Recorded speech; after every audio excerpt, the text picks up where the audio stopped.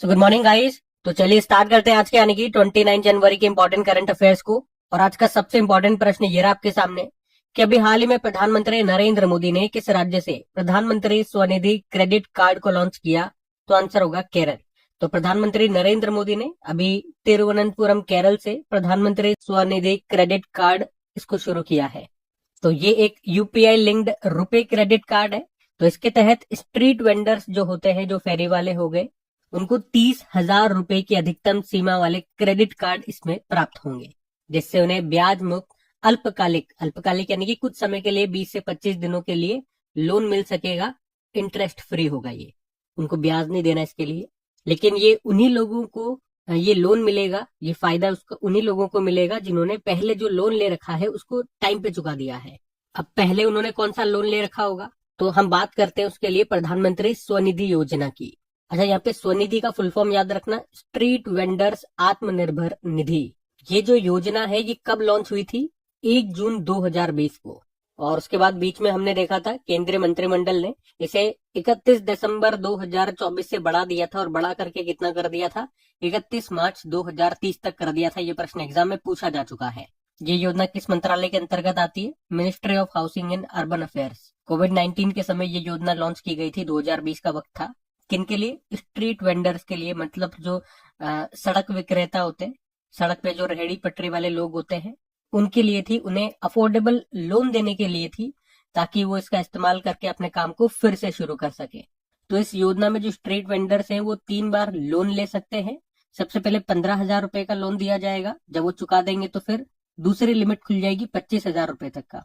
फिर उसको वो टाइम पे चुका देंगे तो फिर 50,000 रुपए तक का उन्हें लोन दिया जाता है। और इसमें कहा गया था अगर वो लोन को समय पे या उससे पहले जमा कर देंगे तो गवर्नमेंट 7% की उनको ब्याज सब्सिडी भी देगी।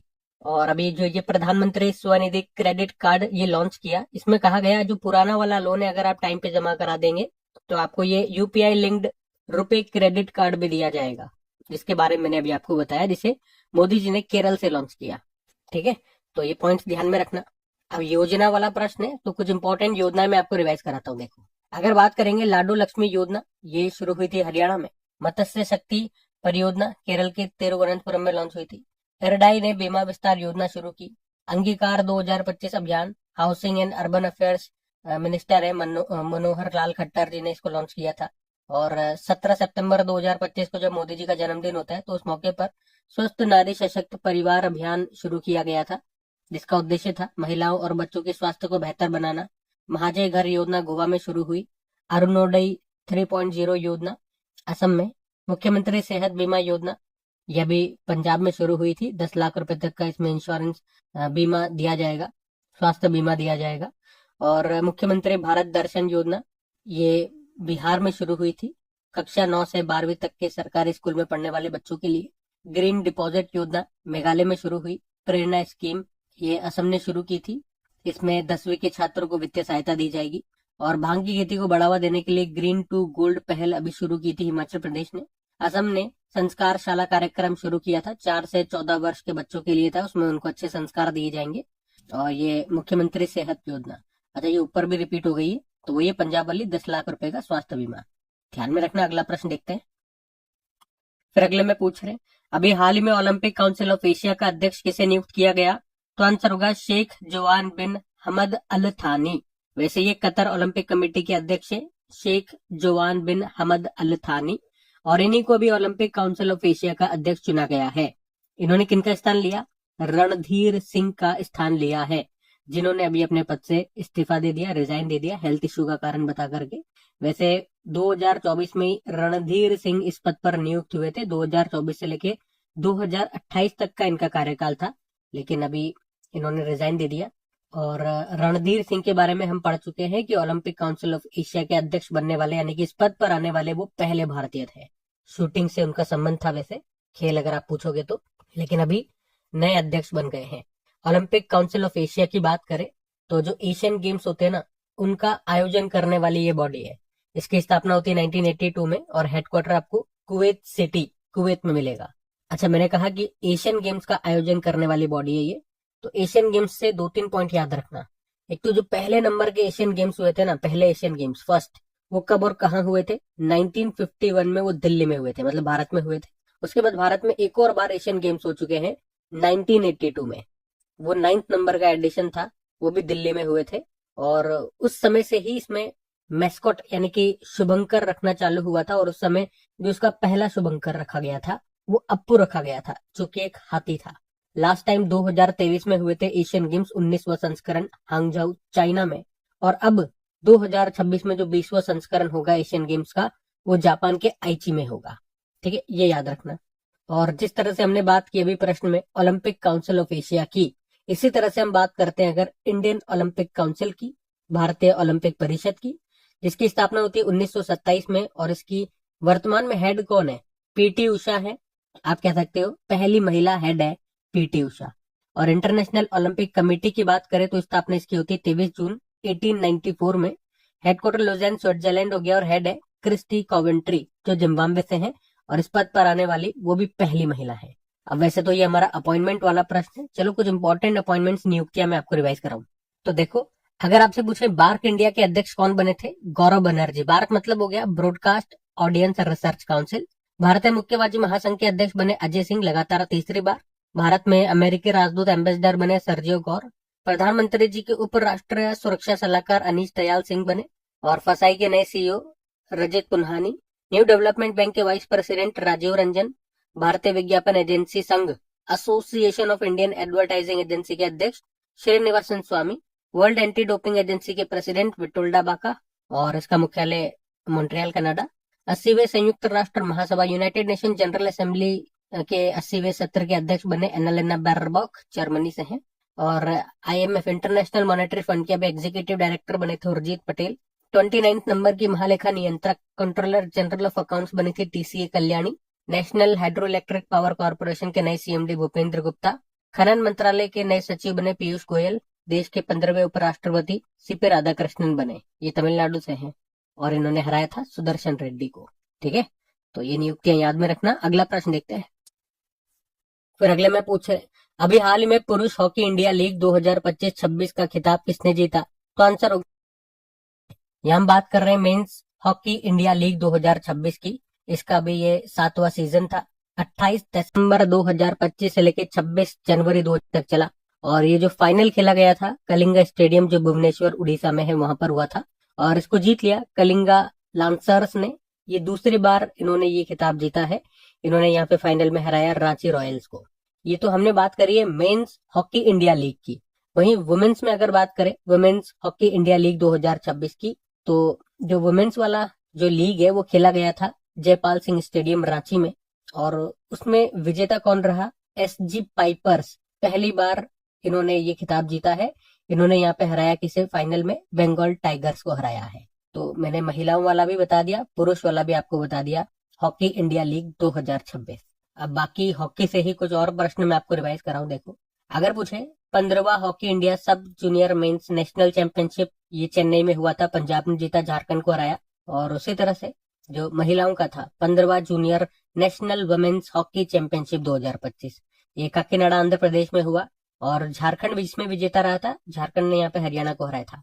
12वां men's Asia hockey cup 2025 Rajgir Bihar में हुआ। मैस्कोट था चांद, और इसमें भारत विजेता रहा, साउथ कोरिया को हराया था। 2026 में मेंस हॉकी वर्ल्ड कप, ये बेल्जियम और नीदरलैंड में होगा। इंपॉर्टेंट प्रश्न है। उसके अलावा 11वां वुमेन्स हॉकी एशिया कप 2025, ये हांगझाऊ चीन में हुआ था। इसमें टॉप पर चाइना है, फिर इंडिया है, फिर जापान है। 14वां FIH men's hockey junior world cup 2025, ये हुआ था चेन्नई और मदुरै में। और मेडल टैली में इसमें देखेंगे पहले स्थान पर जर्मनी है, फिर स्पेन है, भारत तीसरे स्थान पे है। उसके अलावा अभी जो 31वां सुल्तान अजलान शाह कप जो हुआ कुआलालंपुर मलेशिया में, उसमें विजेता है बेल्जियम और उप विजेता भारत रहा। और वैसे अभी हमने पढ़ा था कि भारतीय महिला हॉकी टीम के नए कोच बने थे कौन? सोजर्ट मारिजने। कहाँ से है? नीदरलैंड से है। जबकि पुरुष हॉकी टीम के कोच कौन है? क्रेग फुलटन है, साउथ अफ्रीका से है। ये प्रश्न एग्जाम में पूछा जा चुका है, ध्यान में रखना। और हॉकी को रेगुलेट करने वाली जो बॉडी है वो इंटरनेशनल हॉकी फेडरेशन। स्थापना होती है 1924 में, हेडक्वार्टर लुज़ेन स्विट्जरलैंड। हेड है मोहम्मद तैयब इकराम। और 1928 में भारत इसका सदस्य बनने वाला पहला एशियाई देश बना था। भारत में बात करें हॉकी इंडिया की स्थापना 2009 में, और अध्यक्ष है दिलीप तिर्की। वहीं एशियन हॉकी फेडरेशन इसका मुख्यालय कोलालंपुर मलेशिया में है। ये हॉकी से संबंधित कुछ कप्स एंड ट्रॉफीज हैं, जैसे कि अजलान शाह कप हो गया, Aga Khan cup, Dhyanchand cup, Ranga Swami cup, Scindia cup, Ranjit Singh cup, Beighton cup, Indira cup. ठीक है, तो ये सारे पॉइंट्स ध्यान में रखना। अगला प्रश्न देखते हैं। फिर अगले में पूछ रहे अभी हाल ही में वाइलियर रिसर्च हीरोज पुरस्कार पाने वाले पहले भारतीय कौन बन गए? तो आंसर होगा डॉक्टर चंद्रकांत लहरिया। तो डॉक्टर चंद्रकांत लहरिया, इनको भी वाइलियर रिसर्च हीरोज अवार्ड 2025 से सम्मानित किया गया और वे ये अवार्ड पाने वाले पहले भारतीय बन गए हैं। तो प्रश्न इंपॉर्टेंट रहेगा। उन्हें ये पुरस्कार इम्पैक्ट बियॉन्ड एकेडेमिया यानी कि शैक्षिक जगत से परे प्रभाव श्रेणी में उनको ये अवार्ड दिया गया है। वैसे दुनिया में टोटल 5 लोगों को ये अवार्ड दिया गया, तो उसमें ये जो भारतीय हैं, तो भारतीय हैं तो हमारे लिए यही नाम इंपॉर्टेंट रहेगा। उन्हें टीकाकरण, मातृ एवं शिशु स्वास्थ्य और प्राथमिक स्वास्थ्य प्रणालियों को मजबूत करने के लिए जो उन्होंने शोध किए, जो रिसर्च किया, उसी के लिए इनको ये अवार्ड मिला है। वे WHO वर्ल्ड हेल्थ ऑर्गेनाइजेशन के पूर्व स्टाफ सदस्य भी रह चुके हैं। नाम है डॉक्टर चंद्रकांत लहरिया। तो इनको ये मिला वाइलियर रिसर्च हीरोज पुरस्कार, ये अवार्ड पाने वाले पहले भारतीय बन गए। तो इनका नाम जरूर से ध्यान में रखना।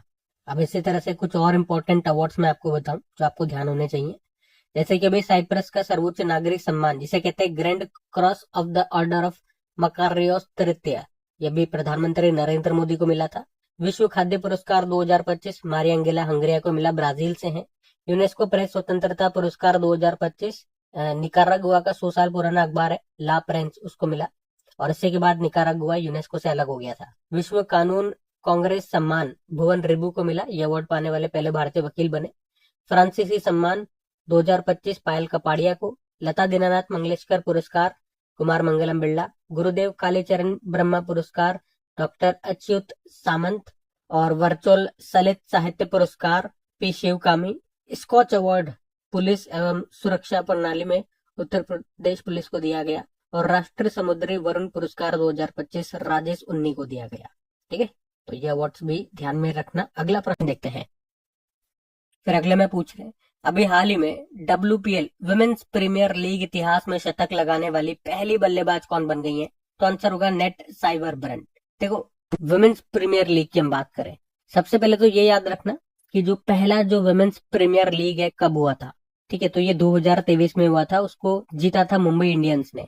अभी 2025 में कोई एक एग्जाम था, वहां पे यही पूछा गया था प्रश्न कि जो फर्स्ट एडिशन है वुमेन्स प्रीमियर लीग का वो कब हुआ था। उसके बाद जो सेकंड एडिशन है 2024 में हुआ था, उसको RCB ने जीता। तीसरा एडिशन अभी 2025 में हुआ था, उसको मुंबई इंडियंस ने जीता।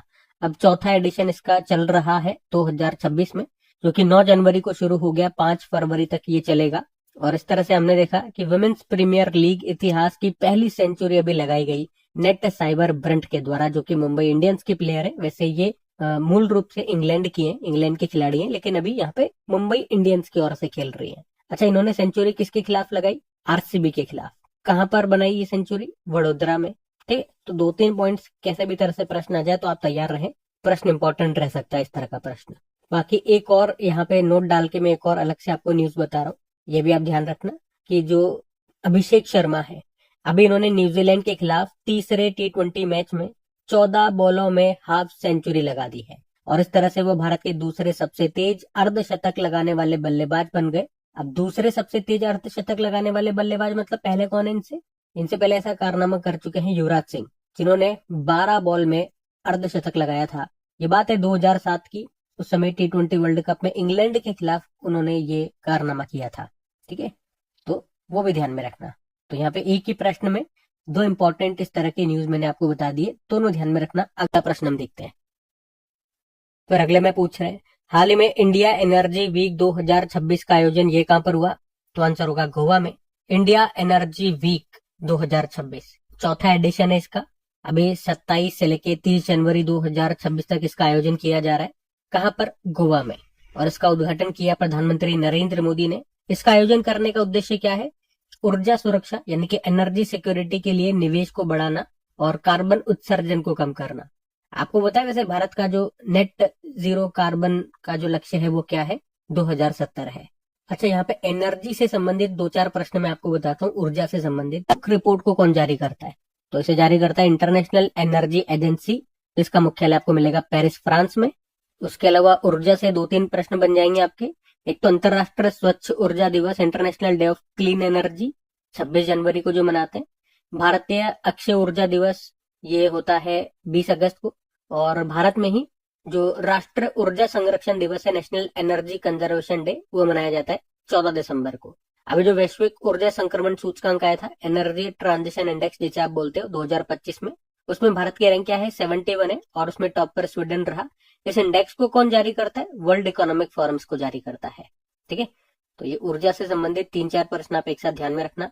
और जो आज हमने प्रश्न पढ़ा कि इंडिया एनर्जी वीक 2026 का आयोजन ये कहां पर हुआ, गोवा में हुआ, चौथा एडिशन था। ठीक है, अगले प्रश्न की ओर बढ़ते हैं। फिर अगले में पूछ रहे हैं, हाल ही में अंतरराष्ट्रीय डेटा गोपनीयता दिवस ये कब मनाया गया, तो आंसर होगा 28 जनवरी को। तो हर साल 28 जनवरी को अंतरराष्ट्रीय डेटा गोपनीयता दिवस, इंटरनेशनल डेटा प्राइवेसी डे के रूप में मनाया जाता है। मनाने का उद्देश्य डिजिटल युग में व्यक्तिगत जानकारी संरक्षण दिवस के रूप में भी जाना जाता है। ऐसे भी पूछा जा सकता है कि डेटा संरक्षण दिवस या डेटा प्रोटेक्शन डे कब होता है, तो इसी की बात हो रही है, 28 जनवरी आंसर करना है। पहली बार इस दिन को 2007 में मनाया गया था। अब आप कहोगे कि डे वाला प्रश्न है, तो जनवरी के जो भी इंपॉर्टेंट डेज अभी तक हमने पढ़े एक बार रिवाइज करवा दो। कोई नहीं, करवा देते हैं, आ जाओ फिर। और साथ साथ बोलना, बोलने से ही चीजें याद में रहेंगी आपको भी। जैसे 1 जनवरी को ग्लोबल फैमिली डे, 4 जनवरी को वर्ल्ड ब्रेल डे, 5 जनवरी को राष्ट्र पक्षी दिवस, 6 जनवरी को विश्व युद्ध अनाथ दिवस, 8 जनवरी को अर्थ रोटेशन डे, 9 जनवरी को प्रवासी भारतीय दिवस, 10 जनवरी को विश्व हिंदी दिवस, 11 जनवरी को राष्ट्रीय मानव तस्करी जागरूकता दिवस, 12 जनवरी को राष्ट्रीय युवा दिवस, 14 जनवरी को आर्म्ड फोर्स वेटरन्स डे, 15 जनवरी को भारतीय थल सेना दिवस, 16 जनवरी को राष्ट्रीय स्टार्टअप दिवस, 23 जनवरी को पराक्रम दिवस, 24 जनवरी को राष्ट्रीय बालिका दिवस, 24 जनवरी को अंतर्राष्ट्रीय शिक्षा दिवस, 25 जनवरी को नेशनल वोटर्स डे, 25 जनवरी को नेशनल टूरिज्म डे, 26 जनवरी को अंतर्राष्ट्रीय स्वच्छ ऊर्जा दिवस, और 26 जनवरी को अंतर्राष्ट्रीय सीमा शुल्क दिवस के रूप में भी मनाया गया। ठीक है, तो ध्यान में रखना ये। अगला प्रश्न देखते हैं। फिर अगले में पूछ रहे, अभी हाल ही में तीसरी अंतरदेशीय जलमार्ग विकास परिषद की बैठक अभी कहां पर हुई, तो आंसर होगा कोच्चि में। हम बात कर रहे हैं अंतरदेशीय जलमार्ग, तीसरी बैठक हुई कहां पर, कोच्चि केरल में, जिसकी अध्यक्षता की हमारे जो शिपिंग मंत्री हैं सर्बानंदा सोनोवाल ने। और इस बैठक का आयोजन करने का उद्देश्य क्या है, तो भारत के अंतरदेशीय जल परिवहन नेटवर्क के विकास में तेजी लाना, मतलब लोगों और जो भी सामान हो गया, जो भी गुड्स हो गया, जो भी माल हो गया, उनको सड़क या रेलगाड़ियों की जगह जहाजों से भेजा जाए। क्यों, क्योंकि जलमार्ग सस्ता और पर्यावरण के अनुकूल पड़ता है। मतलब जो हम ट्रांसपोर्ट करते हैं रोड से, रोड के माध्यम से या रेलगाड़ियों के माध्यम से, तो उससे कहीं सस्ता पड़ता है अगर हम जहाजों के माध्यम से ट्रांसपोर्ट करें, तो उसमें प्रदूषण भी कम होता है, तो पर्यावरण के लिए अनुकूल है वो भी। तो इसी उद्देश्य से ये यहाँ पर इसकी चर्चा की गई। ये इसकी तीसरी बैठक थी। पहली बैठक इसकी 2024 में हुई थी कोलकाता में, दूसरी बैठक इसकी 2025 में हुई थी काजीरंगा असम में, और अभी तीसरी बैठक हमने देखा कोच्चि केरल में हुई है। अच्छा, जलमार्ग की जब भी बात आती है तो 2 पॉइंट याद रखना कि प्रश्न ऐसे आता है, भारत का सबसे लंबा राष्ट्रीय जलमार्ग नेशनल वाटरवेज ये कौन सा है, तो नेशनल वाटरवेज 1 है, जो कि किस किस को जोड़ता है या किसके बीच में है, तो प्रयागराज और हल्दिया के बीच में है। उत्तर प्रदेश के प्रयागराज और पश्चिम बंगाल के हल्दिया के बीच में है। कितना लंबा है, 1620 किलोमीटर लंबा है। और ये मुख्य रूप से किस नदी पर है, तो गंगा नदी पर है। तो याद रखना, एक तो ये भारत का सबसे लंबा राष्ट्रीय जलमार्ग है। या प्रश्न ऐसे आ जाए हमारा पहला राष्ट्रीय जलमार्ग, तो भी यही है, किस नदी पर है, गंगा नदी पर, कितना लंबा है, वो सब मैंने आपको बता दिया। यहाँ से प्रश्न एग्जाम में पूछा जा चुका है, इसलिए बता रहा हूँ, प्रश्न इंपॉर्टेंट है। आज मुझे टाइम मिला नहीं, टाइम मेरे पास कम था, इसलिए प्रीवियस ईयर क्वेश्चन जो मैं आपको करवाता हूँ तो वो यहाँ पे आज ऐड नहीं कर पाया। ठीक है, लेकिन मैं मुंह से बोल के बता रहा हूँ, तो प्रश्न इंपॉर्टेंट है, मतलब वो एग्जाम में आया हुआ प्रश्न है। और वहीं राष्ट्रीय जलमार्ग 2 या दूसरा सबसे लंबा राष्ट्रीय जलमार्ग कौन सा है, तो वो नेशनल हाईवे 2, तो वो नेशनल वाटरवेज 2 है, जो कि असम में है, ब्रह्मपुत्र नदी पर सादिया और धुबरी के बीच में। कितना लंबा है, 891 किलोमीटर लंबा है। ठीक है, ये भी ध्यान में रखना। अगला प्रश्न देखते हैं। फिर अगले में पूछ रहे, अभी हाल ही में इंद्रजीत सिंह बिंद्रा का निधन हो गया, वे किस संस्था के अध्यक्ष रह चुके हैं, तो आंसर होगा बीसीसीआई। तो इंद्रजीत सिंह बिंद्रा, इनका भी 84 वर्ष की आयु में निधन हो गया। वे 1993 से लेकर 1996 तक बीसीसीआई के प्रेसिडेंट रहे, और 1978 से लेकर 2014 तक लगातार 36 वर्ष पंजाब क्रिकेट एसोसिएशन के अध्यक्ष भी रहे। और उनके नाम एक अचीवमेंट आप कह सकते हैं, 2015 में जो मोहाली स्टेडियम है उसका नाम उन्हीं के नाम पे रखा गया था, इंद्रजीत सिंह बिंद्रा स्टेडियम। और इंद्रजीत सिंह को इसलिए भी जाना जाता है क्योंकि 1987 में क्रिकेट वर्ल्ड कप को भारत लाने में उनकी भूमिका रही। तो रिलायंस कप के नाम से जाने जाने वाला ये जो टूर्नामेंट है, ये इंग्लैंड के बाहर होने वाला पहला वर्ल्ड कप था। और इस वर्ल्ड कप को इंग्लैंड से भारत लाने की जो मुख्य भूमिका रही वो इंद्रजीत सिंह की थी। अच्छा, बीसीसीआई की अगर बात करते हैं, बीसीसीआई मतलब board of control for cricket in India, स्थापना होती है 1928 में। यह प्रश्न एग्जाम में आ चुका है। हेडक्वार्टर मुंबई में है। सचिव कौन है? देवजीत सेकिया। और अभी नए प्रेसिडेंट याद रखना मिथुन मनहास है। इसके पहले प्रेसिडेंट का नाम भी एग्जाम में आ चुका है, तो याद रखें आप, R.E. ग्रांट गोवन। अब ये देखो निधन वाला प्रश्न है, तो यहाँ पे एक और प्रश्न मैं आपको ऐड कर रहा हूँ, ये ध्यान से सुनना। इसको मैं अलग से प्रश्न ऐड करके भी बता सकता हूँ, लेकिन कोई बात नहीं, यहाँ अलग से मैं आपको बता रहा हूँ कि अभी अजीत पवार का निधन हो गया, कल ही इनका निधन हुआ है। अजीत पवार कौन थे? महाराष्ट्र के डेप्यूटी सीएम थे, उप मुख्यमंत्री थे, और अभी इनका एक विमान हादसे में निधन हो गया। विमान कौन सा था? लियर जेट 45 एक विमान था, और लैंडिंग के समय वो सही से लैंड नहीं कर पाया और यह हादसा हो गया। कहां पर हुआ? बारामती एयरपोर्ट पर। अजीत पवार की पार्टी थी कौन सी? एनसीपी, यानी कि नेशनलिस्ट कांग्रेस पार्टी, राष्ट्रवादी कांग्रेस पार्टी। ये भाजपा शिवसेना महाराष्ट्र के गठबंधन में शामिल थी। वे बारामती विधानसभा सीट से 7 बार विधायक रहे और अभी महाराष्ट्र के 8वें डेप्यूटी सीएम थे। तो इनका निधन हो गया, तो इनका नाम भी आप ध्यान में रखना। और निधन वाली बात कर रहे हैं तो कुछ और इंपॉर्टेंट व्यक्तियों के निधन देख लेते हैं हाल ही में जिनके निधन हुए हैं। जैसे कि भारतीय मूर्तिकार थे रामवी सुतार, 100 वर्ष की आयु में इनका निधन हो गया, महाराष्ट्र से ही थे वो भी। और पद्मश्री 1999 में मिला, पद्म भूषण 2016 में, महाराष्ट्र का सर्वोच्च नागरिक पुरस्कार महाराष्ट्र भूषण भी मिला। मेहर कास्टेलिनो 1964 में भारत की पहली मिस इंडिया का खिताब जीता था, मुंबई से थी। विनोद कुमार शुक्ल हिंदी साहित्यकार थे, 2024 के लिए 59 नंबर का ज्ञानपीठ पुरस्कार दिया गया था। यह अवार्ड पाने वाले छत्तीसगढ़ के पहले साहित्यकार थे। बांग्लादेश की पहली महिला प्रधानमंत्री खालिदा जिया का भी निधन हो गया। पर्यावरणविद माधव गौडगिल का निधन हो गया, महाराष्ट्र से थे वो भी, और इनकी ऑटोबायोग्राफी थी a walk up the hill, Padma Bhushan 2006 में। और जो यूनाइटेड नेशन का champions of the earth award होता है वो 2024 में इनको मिला था। और पूर्व वर्ल्ड बिलियर्ड्स चैंपियन थे मनोज कोठारी, इनका भी निधन हो गया, वो कोलकाता से थे। और अभी हमने पढ़ा था ब्रिटिश भारतीय पत्रकार और बीबीसी इंडिया ब्यूरो के पूर्व प्रमुख सर मार्क टेली का भी अभी निधन हो गया, भारत की आवाज के रूप में उनको जाना जाता था। ठीक है, तो ये सब ध्यान में रखना। अगला प्रश्न देखते हैं। फिर अगले में पूछ रहे हाल ही में लॉन्च पुस्तक रेड लाइन्स रीड्रॉन, इसका संबंध किससे है? तो आंसर होगा ऑपरेशन सिंदूर से। तो बुक है रेड लाइन रीड्रॉन, और अब इसको लॉन्च किया हमारे सेना प्रमुख जनरल उपेंद्र द्विवेदी ने। तो इस बुक में मुख्य रूप से ऑपरेशन सिंदूर के बारे में बताया गया है, जो हमारी सेना ने मई 2025 में पाकिस्तान और पाकिस्तान कब्जे वाले कश्मीर में आतंकवादी ठिकानों को नष्ट करने के लिए चलाया था। और ये जो ऑपरेशन सिंदूर था, आप कह सकते हो अप्रैल 2025 में ही जो पहलगाम में जो आतंकी हमला हुआ था उसी का जवाब था। तो उसी के बारे में इस बुक में लिखा है। और इसको लिखा किसने है? तो 3-4 लोगों ने मिलकर के इस बुक को लिखा है, वो नाम मैं आपको बता दूं। Retired major general Bipin Bakshi, retired air marshal Rajesh Kumar, retired राजदूत अनिल त्रिगुणायत और रिटायर्ड ब्रिगेडियर अखिलेश भार्गव। अब बुक वाला ही प्रश्न है तो कुछ और इंपॉर्टेंट बुक्स भी लगे हाथ देख लो। एक बुक आई थी जस्टिस डिनाइड जस्टिस लॉस्ट, कंचन चक्रवर्ती ने लिखा। प्रोजेक्ट नन्ही कली पर आधारित कॉफी टेबल बुक है, मे अ मिलियन बर्ड्स ब्लूम, इसको लॉन्च किया था आनंद महिंद्रा ने और उसको तैयार किया नित्य मनोज कुमार ने। Mother Mary comes to me, Arundhati Roy ने लिखा। The Chola tigers avengers of Somnath Amish Tripathi. Operation Sindoor, ये भी एक बुक आई थी, retired lieutenant general KJS Dhillon ने लिखा। Different but no less, Anupam Kher ने। द पान कश्मीर के संघर्ष की कहानियां, इप्सिता चक्रवर्ती। किरण देसाई की किस किताब को बुकर पुरस्कार 2025 के लिए शॉर्टलिस्ट किया गया था? वैसे इनको ये पुरस्कार मिला नहीं, लेकिन इनकी बुक शॉर्टलिस्ट हुई थी तो देख लेना चाहिए एक बार। The loneliness of Sonia and Sunny. आप मुझे बताओ बुकर पुरस्कार किसने जीता और उनके नॉवल का नाम क्या है? बाकी wings of Vellore, Swapnil Pandey, above and beyond, इस बुक को लिखा शिव कुमार मोहंका ने। बाकी ये थी आज की हमारी करंट अफेयर्स की क्लास। कमेंट करके जरूर बताइएगा सेशन आपको कैसा लगा। वीडियो अच्छा लगा हो तो इसे अपने दोस्तों के साथ में स्टडी ग्रुप में एक बार शेयर जरूर कीजिएगा। वीडियो को लाइक नहीं करा तो लाइक कर देना। और वीडियो लेट अपलोड हुआ। पहला प्रश्न पूछा था कि 2024 के JC डेनियल पुरस्कार से किसे सम्मानित किया गया? तो अभिनेत्री शारदा को।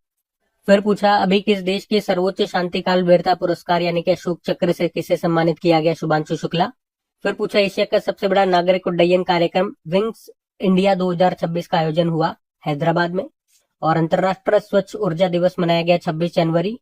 सर मार्क टली का निधन हो गया, उनका संबंध किस क्षेत्र से है, पत्रकारिता। किसने रिकॉर्ड 400वीं ग्रैंड स्लैम जीत हासिल की, नोवाक जोकोविच। और किस देश ने 15 साल से कम उम्र के बच्चों के लिए सोशल मीडिया पर बैन लगाने को मंजूरी दी, फ्रांस। भारत के राष्ट्रपति ने ग्रंथ कुटीर का उद्घाटन कहां पर किया, नई दिल्ली। और केंद्रीय मंत्री अमित शाह ने कहा एक जिला एक व्यंजन पहल को शुरू किया, तो आंसर होगा उत्तर प्रदेश। और आखिरी प्रश्न था कि 24 जनवरी को किस राज्य ने अपना स्थापना दिवस मनाया, तो आंसर होगा उत्तर प्रदेश। बाकी चलो कल का भी होमवर्क प्रश्न देखते हैं और सेशन एंड करते हैं। कल पूछा था कि 2025 में किस यूरोपीय देश ने राष्ट्रपति द्रौपदी मुर्मू को अपना मानद नागरिक बनाया, तो आंसर क्या होगा इसका, पुर्तगाल। आप सभी ने प्रश्न का बिल्कुल सही उत्तर दिया। अब ये आज का आपका होमवर्क प्रश्न।